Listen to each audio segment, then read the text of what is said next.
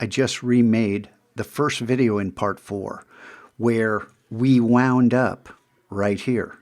And I told you when I recorded that video, re-recorded that first video in part 4, I told you I was pretty far downstream and this was going to be problematic to some degree.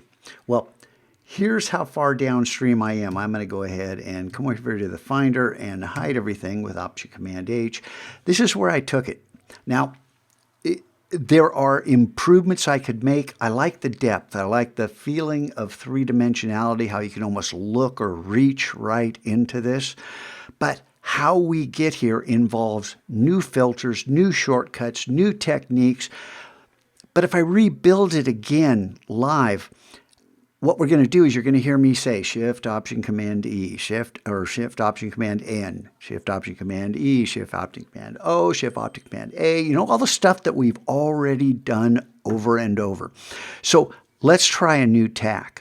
I'm going to talk you through this and walk you through creating some of the shortcuts, including I'm going to throw in some bonus tips that I wasn't going to do so we can cover even more ground, okay? So come back over here to Photoshop. So what we're going to do is we're going to create a new layer, you know, Shift Option Command, you know, N, E, O, and make it a smart object. But then notice what happened there. See how different that is? What happened? It says motion blur. Now I want to set a shortcut for motion blur, but we're also going to set a couple of bonus shortcuts. And I haven't practiced this, so let's see how it goes. Shift Option Command K brings up the shortcuts. And if you don't know and don't remember, I want you guys to remember this. Keyboard shortcuts.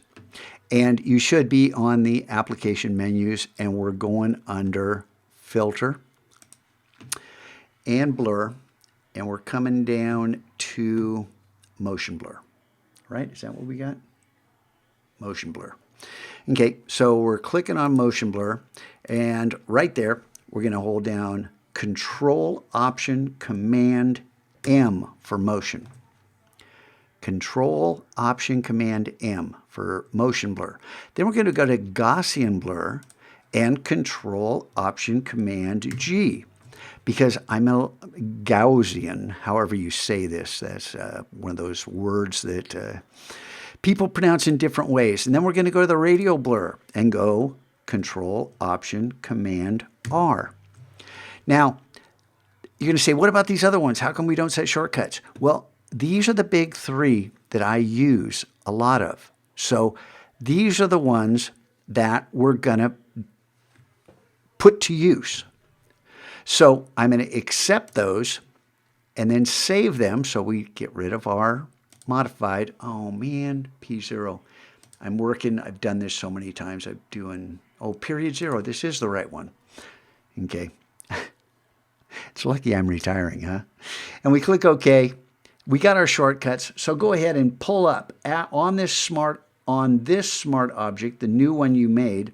Let's double click the motion blur. Let me show you the setting. And I played around with this. You notice I've got it set to 90 degrees, which means vertical. See that? Vertical.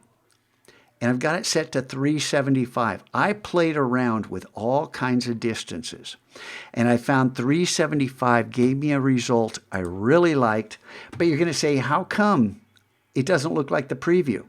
Well, it's because I changed the blend mode to lighten. See it right there? Lighten. That's the blend mode. So you change this, make it a lighten blend mode. And then let's just go one more.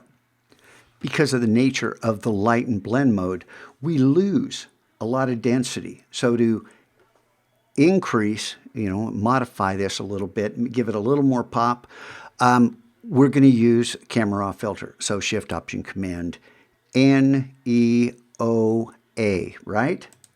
To get a new layer, merge everything, get a smart object, and go into Camera Raw. And then just really quick, the settings in Camera Raw, real simple. The only two things I changed were the clarity and dehaze, 16 and 32. See them right there, 16 and 32. That's it, click OK, and we're ready to move on.